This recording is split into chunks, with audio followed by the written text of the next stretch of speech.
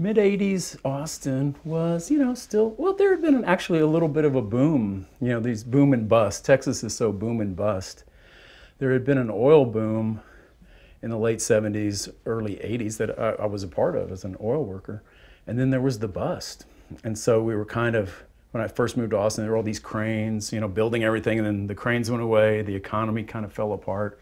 And Texas was in a real kind of the mid to late 80s was a real depression, but it was great. Why? Rent was 150 a month, all bills paid. I lived in this huge room in a house with two other guys.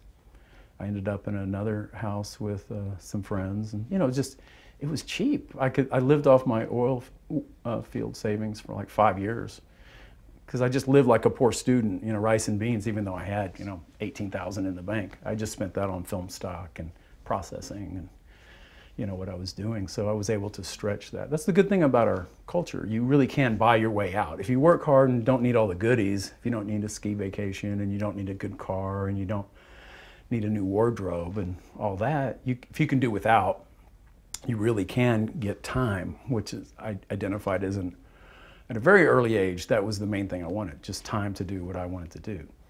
So that's the outlaw ethos is, you don't want money, you just want freedom.